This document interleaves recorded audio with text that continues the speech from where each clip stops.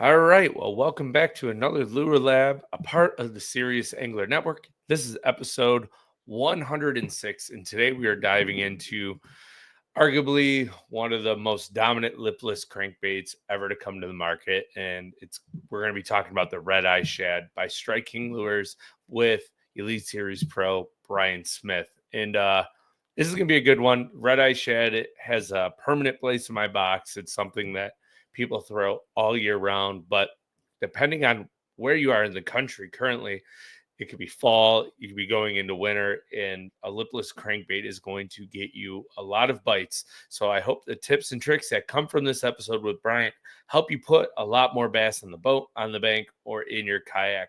So stay tuned for more information here, and let's get Bryant on to start diving into the Red Eye Shad. You are a frequent flyer currently, Brian, on the Serious Angler Network. How do you feel about that? That's awesome. I'm here for it. I always Yeah, have a good time hanging out with you guys. we enjoy having you around. So it's an easy conversation, right? So, you know, we want to dive into the Red Eye Shad, and I know you're a Strike King guy, and it's probably one of the most dominant, maybe even money-winning baits that Strike King has produced, right? Besides maybe the jerk bait, a couple spinner baits, and soft plastics, but everybody knows what a red eye shad is. So we're not even Hmm. going to dive into what it is, but I want to know what makes it one of the most prominent lipless baits to ever come onto the market. Yeah, the biggest thing with the red eye shad is I think it's all with the fall. A lot of every lipless bait is going to vibrate. It's going to make a lot of noise, right? But when you retrieve a lipless, a lot of times you're going to do a stop and start. You're going to yo-yo it. I'm sure we'll talk about that in a little bit. And the way this thing falls, I think, is the whole key to it because it doesn't just fall like a rock. It actually shimmies. Let me get it in frame. It shimmies on the way down. So when it's on slack line, whether you're popping it out of grass or you're yo-yoing it, it's always going to have a shimmy on the way down. And I mean, bats, for whatever reason, they like to eat things when they're falling. So if you can add a little more action, which they do in the red eye shad, to that fall, I think that will always trigger more bites. And I think that's a big reason why it's one of the most popular lipless style baits on the market. It just catches them.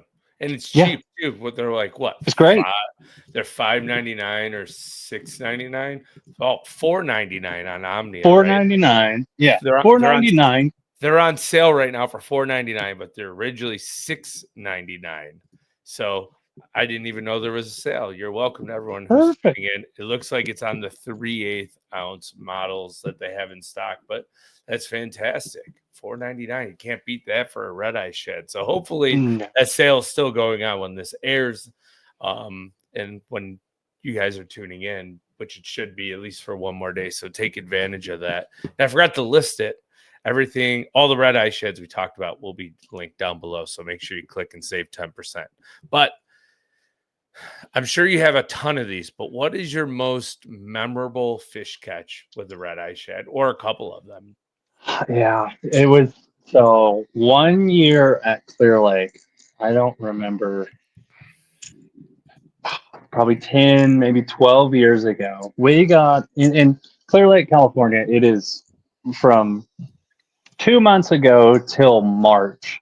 You can throw a lipless there and you can catch huge fish, a ton of good fish. Like it is known for its lipless bites. So, um, but it was probably 10 or 12 years ago at Clear Lake in March. We were on a school of fish that you just roam around the bays. It was pre-spawn. You just kind of roam around the bays and you're just yo-yoing it around. And we were catching them so good.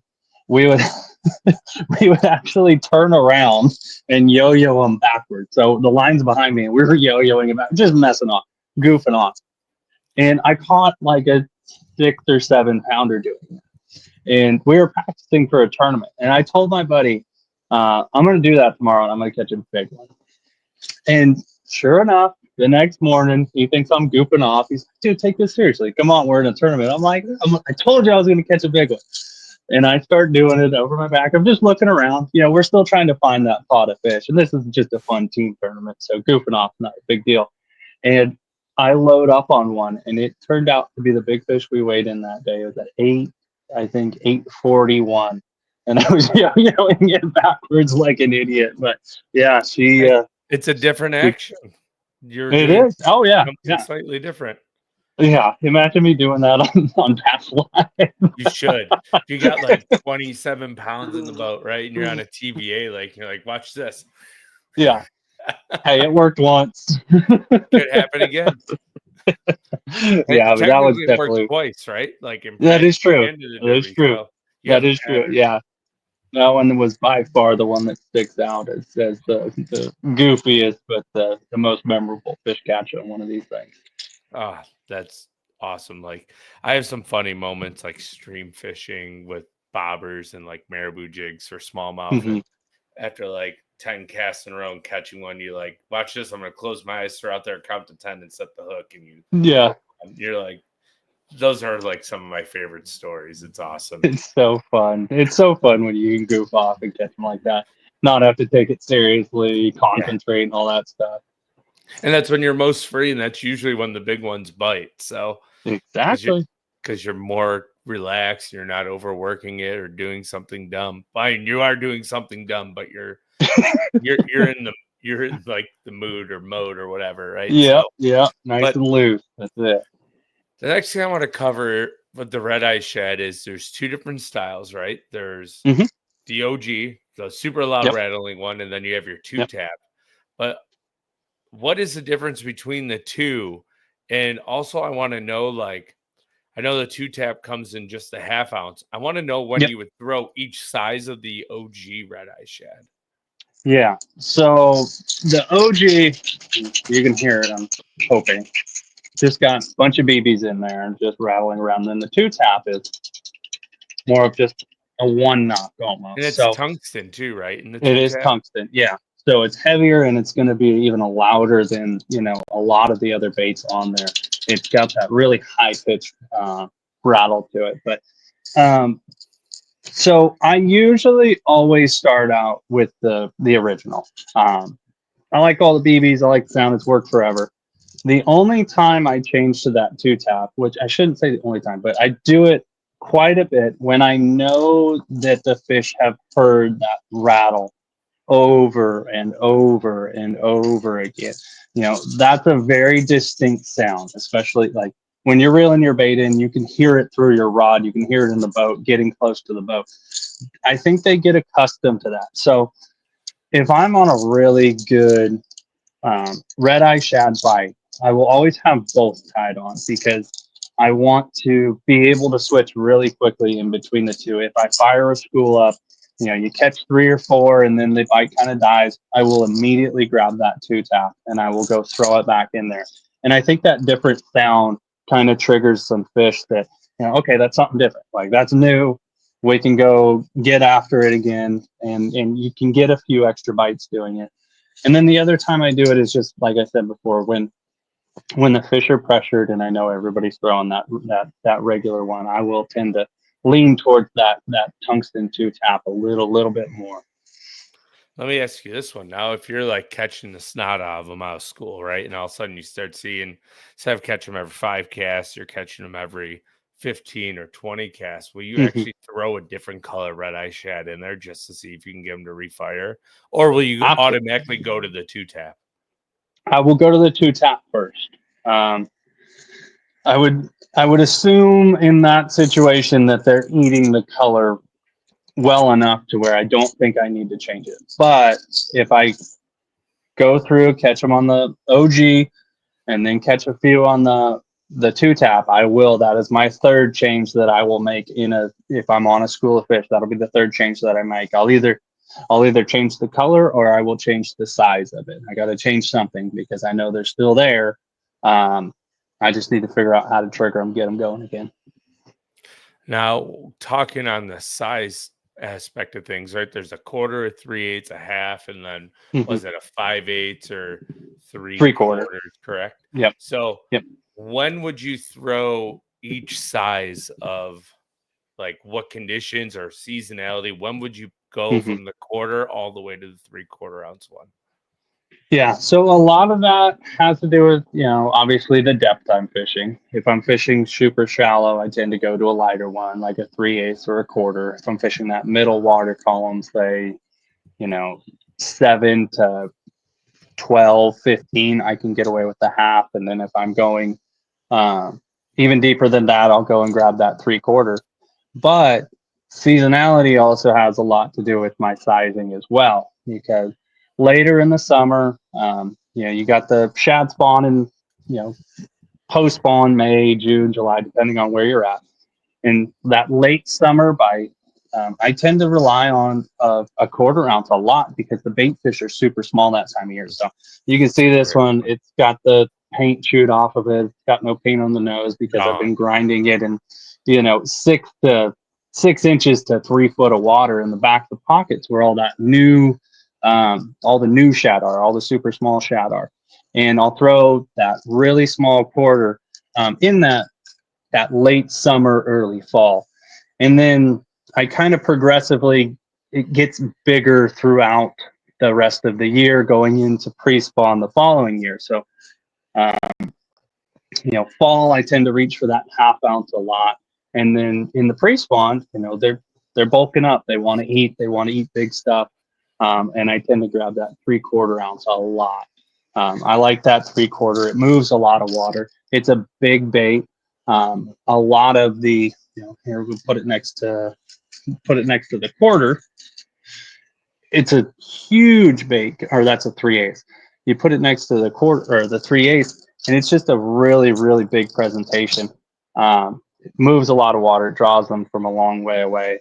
And I think they just, that time of year in that preschool, and they want to get their money's worth if they're going to go chase something down. So you can get away with that bigger one. And I lean on that 3/4 a lot.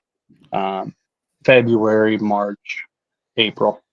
yeah, I I struggle with throwing that big one. I've almost never done it. I tend to throw that half ounce size almost predominantly, and I don't know if Hmm. that's just because our bait fish aren't as big as they are like down south or where you're at, like gizzard shad, right? We don't have as Hmm. many gizzard shad. So is that why the 3/4 you think plays better in a lot of situations, particularly in the southeast, is because of the size of the bait?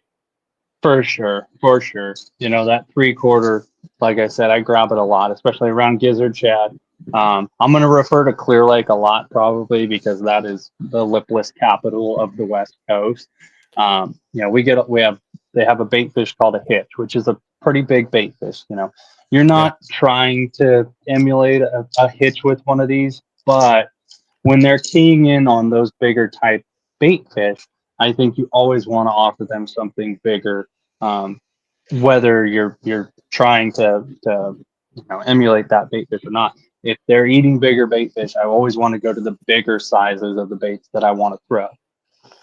Makes sense to me. So my next question here for you is, I kind of want to dive into where and when you would throw it. So like, Hmm. you know, the springtime is probably a big time, but to Yep. throw it as everybody, that's when they want to do it. But like it's late fall now around the country in a lot of places.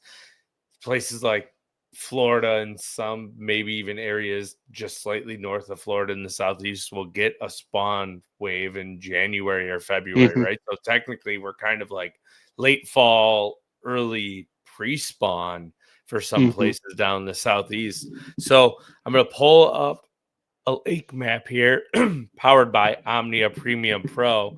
And I just kind of want you to dive into where would be a good spot for somebody to go out and look for. And it's just a general map, a lake, right? Hmm. So just where would you advise our viewers to go and throw a lipless to help them get bites? So here it is, powered by Premium Pro in the bottom shading here is actually a hardness map. So the Yeah. darker the color is, the harder the bottom based on the Omnia Premium Pro, and it's all powered by CMAP and loaded in. So, you know, those who are looking at this, if they know the creek name here, they know obviously where we're talking about. But um, you're out practicing, say for a tournament, and you roll up here, it's this time of year. Where on this map here would you start with a lipless, and maybe even why? Yeah. So a lipless, the whole beauty of a lipless is you could cover a ton of water with it. Um, it's great around grass, and on the map here, there is a ton of grass in this map. I Basically, assume all out here is probably yeah, grass, right? all out there is all grass, and then the whole key to this area is the current. So that little creek down there, about the middle of yep, right about there, there is a ton of current flowing through there, and it washes up. I don't know why I'm pointing at it. It washes out those shell bars right there, those little high spots. They're going to be You can little see hard them. spots. Yep. You can see the bottom hardness on the mapping. You can see the little rise there with the contours. And those are going to be your clearings in the grass. And those little holes in the grass are going to be where I want that lipless to kind of go right over the top. I'm going to throw way past it. I'm going to reel it up, pop it through the grass until it gets to that hole. And then I'm going to kind of feather it through that hole. And hopefully, there's a school of fish in there. And that's a scenario that I can use, around the country. Hard spots in grass. If I have that situation, if I'm not throwing a vibrating jig, I'm throwing a lipless crankbait. Um, More specifically, a red eye shad, because when I get to that hole, like we talked about earlier, we're going to let it fall into that hole a little bit and kind of shimmy its way down. And then hopefully there's a nice little school of bass down there that go grab it and you can catch, that's a situation where you can catch fish after fish after fish after fish.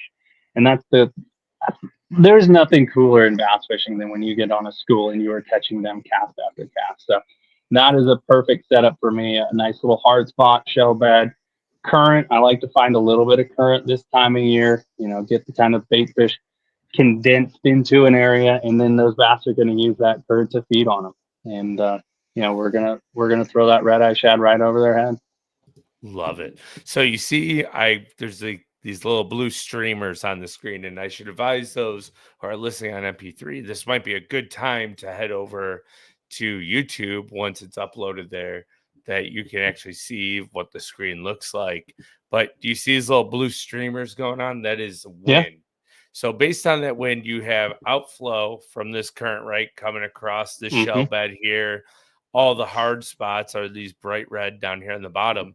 Based on this wind, and you're out practicing or fun fishing this body of water, where would you align your boat or kayak, if you're on a kayak, to Mm-hmm. set up on your soft spots in the grass to push more bass? Would you get above it and spot lock and cast in, or power pull down and cast down and up, or would you nose in and throw into the wind?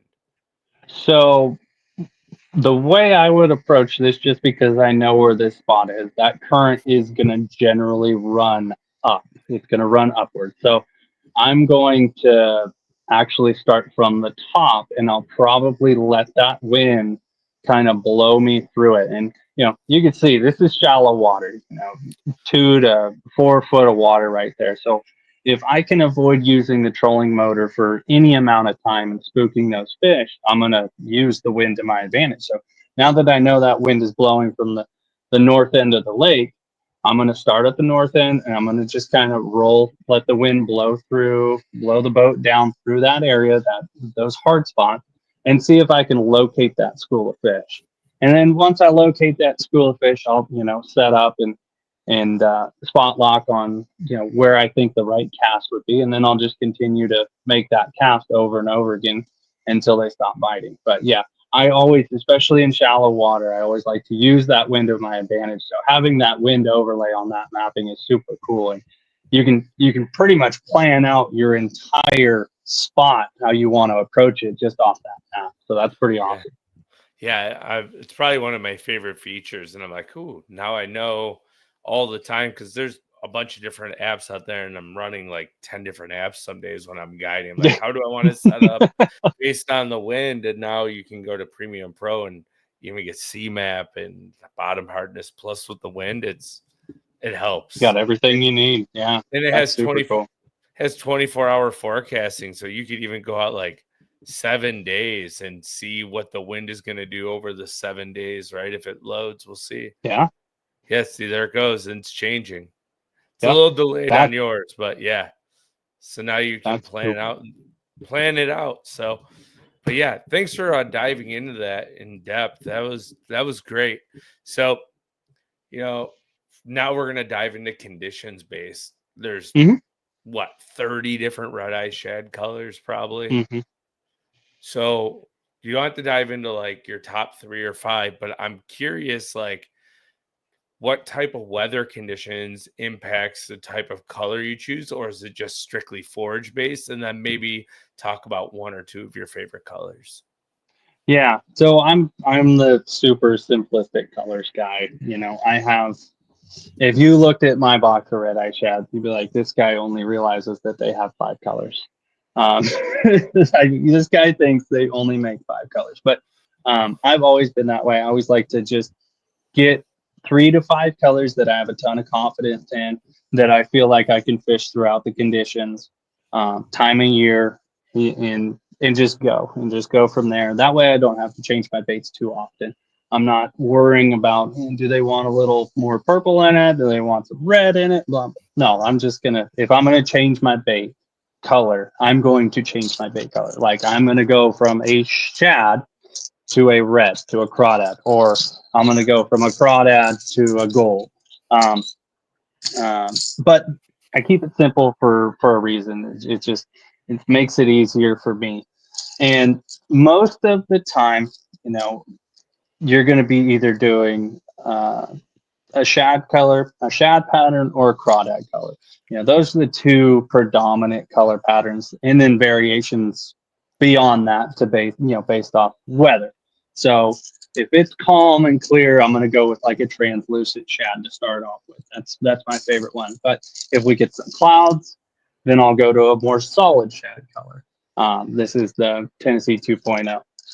And then red is always a great color for any lipless bait. And, Rayburn red, that's my favorite red color that they make in the Red Eye Shad. This one, starting about January, especially southeast, even back home, all the way till the middle of summer. Like we throw this on the Delta a ton. Red is the number one. If they're feeding on crawdads, this is the number one I'm going to go with. Um, and then I like something shiny too. I like something really, especially in the fall. I like something really really shiny, like a chrome blue, or back to this guy who used to be chrome, but um, I like something a little bit shinier. But I always base my colors off the conditions. So if it's lower light situations, I want more of a solid color.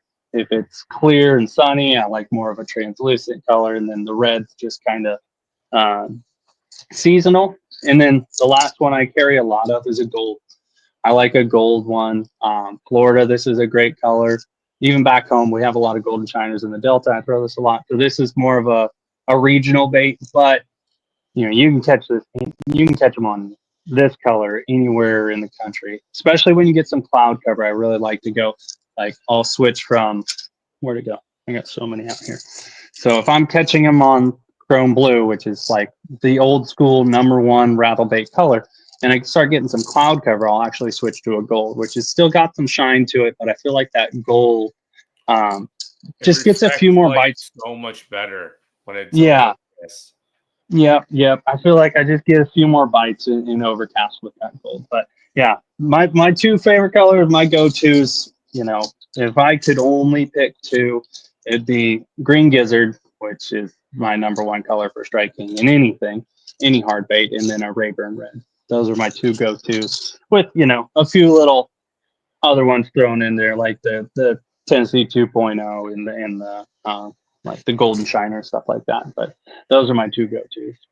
Love it. So, based on go tos, what is your confidence retrieve? Because there's like 7 or 8 different ways you could probably fish There's a, 7 or a eight lipless hundred. crankbait, right? Yeah. So like everyone's got like their own way. So what Hmm. is Brian Smith's go-to way to catch bass on a lipless crankbait just in that Uh, reach? I do a lot of steady winding with it. Um, I think it's a great just cast and retrieve bait. I really do. I catch a lot of fish like that. I don't like to get too fancy with it. But that being said, there are, like I said, 700 or 800 different ways you can retrieve this. And some really popular ones are the stop and go. I like to burn it, stop it, burn, stop, kind of let it fall, get that shimmy working for you. That's the whole key to this bait. A lot of times is that shimmy. So if you can work it to where it does fall, you're going to get the added action of the shimmy on the fall. So a burning stop and go. That's one of my favorites too. And then a yo-yo. When the fish are on the bottom, the water's a little colder. They start to slow down a little bit. That yo-yo where you're just hopping it just a little bit, just enough to start to feel it vibrate, and then just let it fall back down.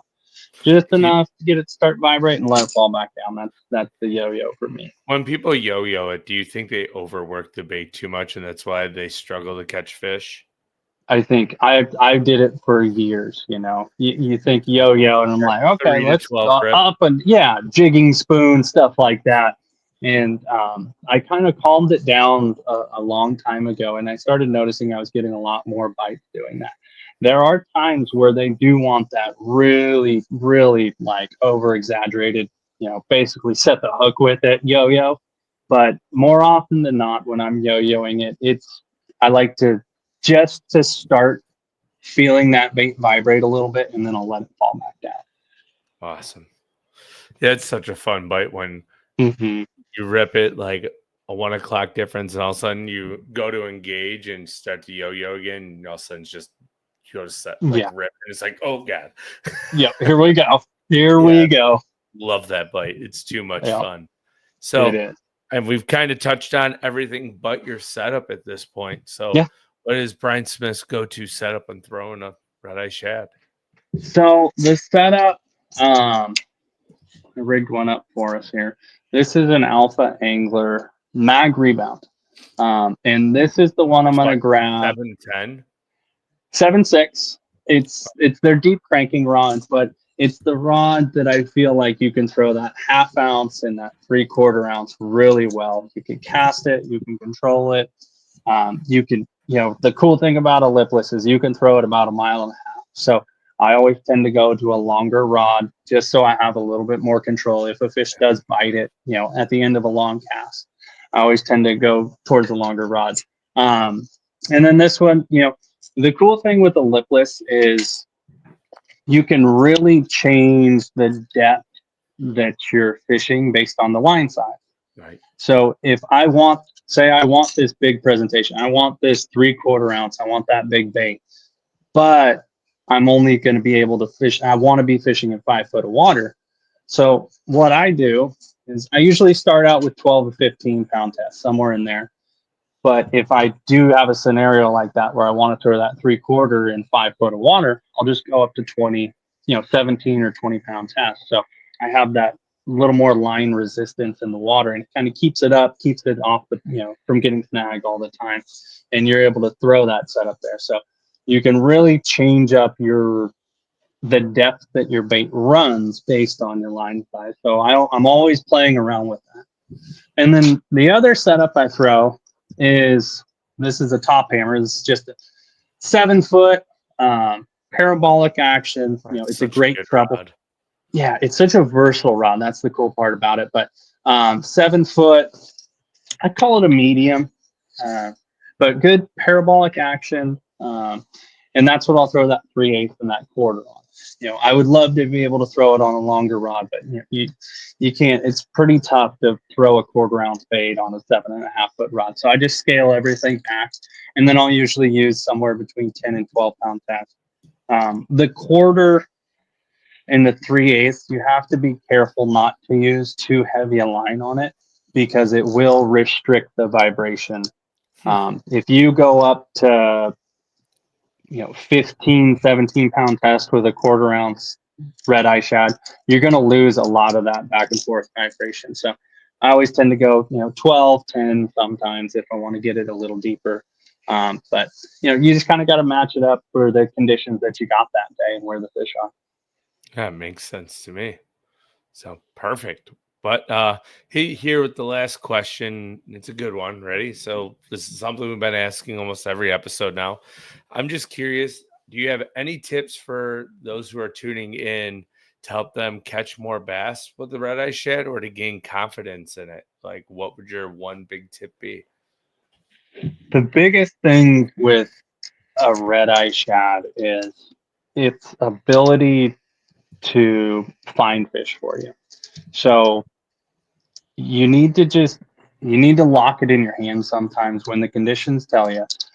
You need to lock it in your hands and you need to just cover water with it. That's where this thing shines, is its ability to find fish for you. If you're on a giant grass flat, like, it is my number one bait to go and just fan cast around. It's a huge fan casting bait. So if you got the big grass flat in Florida, or a big rock flat, like we fish a lot of rock flats in Clear Lake, and it's a needle in a haystack. So I can't slow down with a worm and try to find these fish.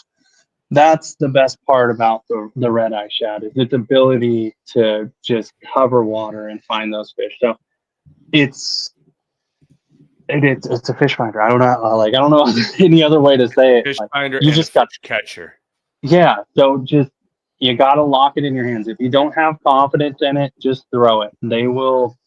They'll eat It, it. they will eat it, and then you just gotta throw it. That's all there is to it, and it's a simple bait. Don't try to overcomplicate it. Don't try to get all crazy with the retrieves. Get 2 or 3 retrieves like we talked about earlier, and just go out and throw it and cover some water with it, and let the fish. The fish will find it for you. Love that. So thanks, Bryant. Well, anything you think we should cover on that we may have missed before I turn you loose and let you go here? Man, I think we did it. I think we covered about every aspect of this thing. You just got to get out there and throw it, and let the fish tell you what they want that day with the retrieve and the color pattern and the size. But other than that, I think we covered it pretty well. I look forward to throwing a lipless come spring, and probably the first one I catch fish on will be the red eye shad. So Mm-hmm. can't wait. Yeah, we got a trip this Friday, and we will be throwing the red eye shad a lot. Going back to clear, huh? Yes, sir. I'm excited. We're gonna catch some big ones on it. I'm jealous. Have fun. Catch a few for me. I will. No problem.